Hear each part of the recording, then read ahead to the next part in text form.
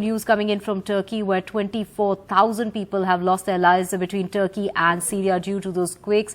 We have my colleague Tanushree, who's joining us from the border of Syria to get us more on the situation in Syria, where more than 5.3 million people are rendered homeless. This is 5.3 million people in Syria. They might have been made homeless by the devastating quake that rocked the region this week. Tanushree joining us from the Syrian border. Tanushree, get us an account of the situation on the ground. 5.3 million people are said to be homeless in Syria alone. More than 3,000 people have died in Syria. I'll firstly show you. You can see that aid has just started to trickle in parts of Syria. And this is Kilis. This is the Turkey and Syria border where we have reached. And in fact, NDTV's team is the first Indian media to reach the Syrian border in Kilis. And aid has just started to trickle in. And as you rightly mentioned, UN said that at least 5.3 million people have been displaced after the earthquake. Though the death toll, which we are learning from Syria, is at least more than 4,000. But there are more people who have died, but they are still to be rescued from outside, from beneath the rubble.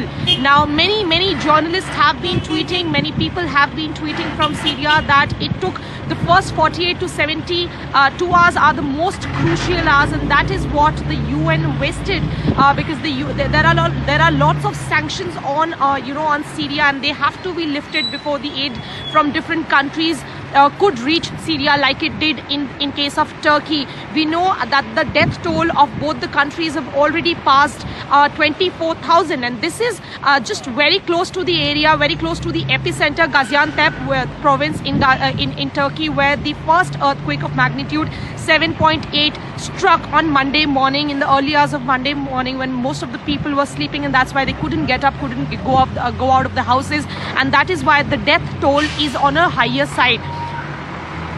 And this is I'll go a little bit near to the border, and this is the Turkey and Syria border, Kilis, where the aid from Turkey has just started to go towards the other side after the UN has lifted sanction.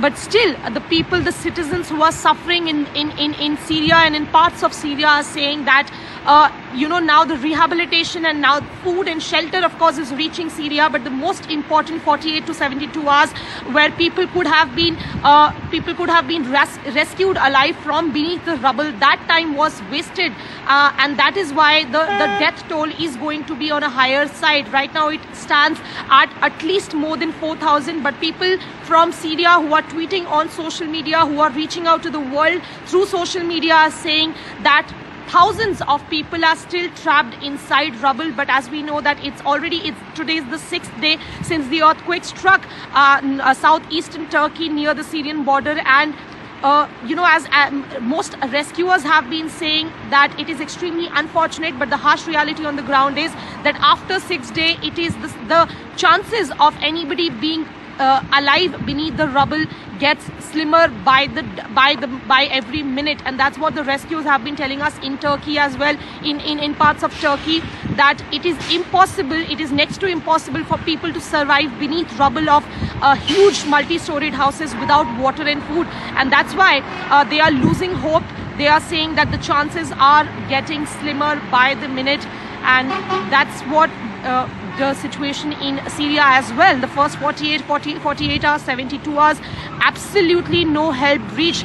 They had to, they have to deploy the local help. In fact, civilians also came forward to rescue as many people alive as they could from beneath the rubble. But this is a huge earthquake. This is one of the strongest earthquake the country, Turkey, has ever witnessed in over a century. And we need that. We know, as a matter of fact, that countries need professional help. Countries need huge machineries, equipment to put the entire debris out so that people can be pulled out alive. And that is what Syria missed. And citizens are saying that, in fact, they were left alone to deal with this kind of a devastation and human tragedy alone, because the first 48 to 72 hours, absolutely no help reached. And right now, you can see that huge trucks are right behind me, and in fact,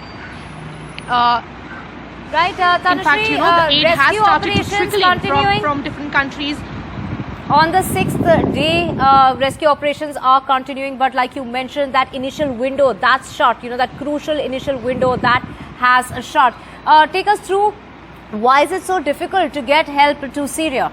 If you could take us through the background and why it's been so difficult over the last 6 days.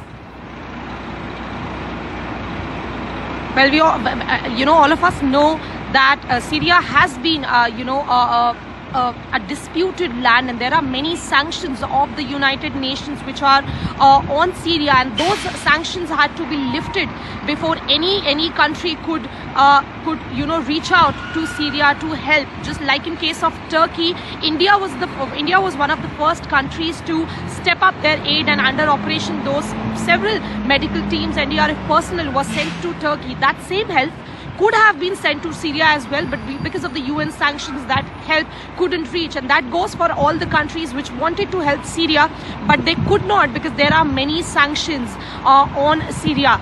And there is a security situation as well. We know, as a matter of fact, that there is a security situation of ISIS, and that is why the security personnel and the government in Syria, the Syrian government right now, the Syrian regime, is also being extremely cautious, extremely careful as to what kind of help trickles in, what kind of aid trickles in parts of Syria. But that is what precisely made the situation worse on the ground, because the first, as you rightly said, the first window of the most important window of the first 48 to 72 hours, where people can be pulled out alive from beneath rubble, that precious time was wasted by the UN, by US in lifting those sanctions. And that's why we are it's very unfortunate, but in all likelihood the death toll in Syria is going to go up, because many people, citizens, have been reaching out to the world through social media, and many people are tweeting that still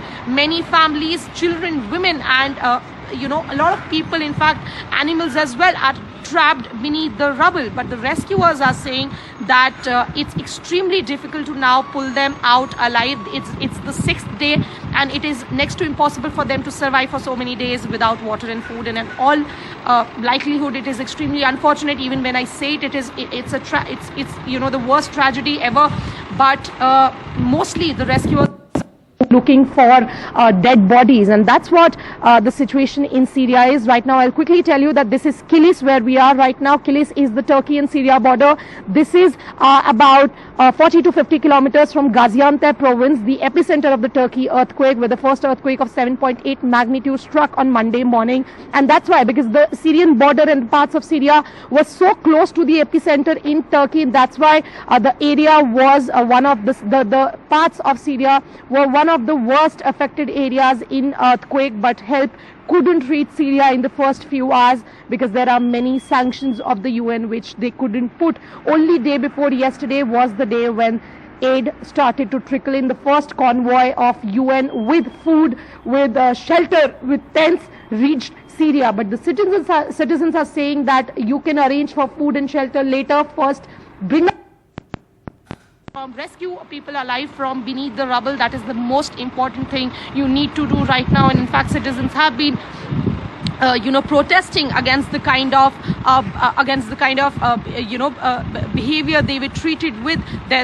No help could reach them, and that's why there is palpable anger on the ground, which we can see on social media as well. Whoever is finding whatever way to reach out to the world and show what is happening to them, they are doing it. Many organizations, many human rights organizations are also writing to the regime in Syria, saying to also, as well as to the United Nations, saying that if you can lift the sanctions, we are here to do all we can in order to reach out to the people in Syria with aid. But that has not been possible as of now.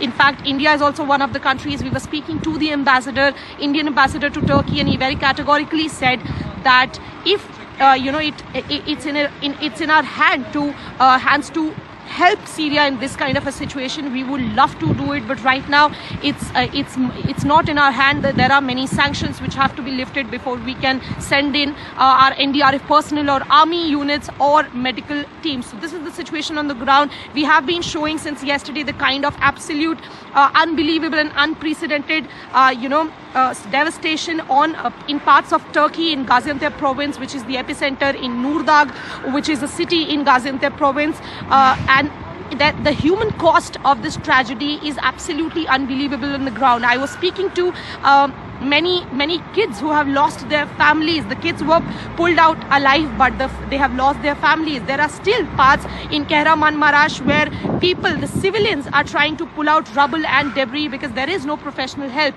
We also spoke to the NDRF contingent commander who have been here, India's NDRF contingent commander who has been in Turkey since day one, and he's saying that we pulled out a girl alive on day 5, but and we also conducted a successful surgery, leg amputation surgery in the hospital which has been set up by Indian Army in Hatay region in Turkey. But the most difficult situation right now is in Syria, where the help couldn't reach till day before yesterday, and that was very late because now the help which is reaching, that is only for rehabilitation and for food and shelter, but no help could reach when Syria needed it the most in terms of rescuing people alive from beneath the debris. And that's why the most important bracket of 48 to 72 hours were wasted, because there are many sanctions by the UN which they couldn't lift in time, and that's why the countries who wanted to help Syria couldn't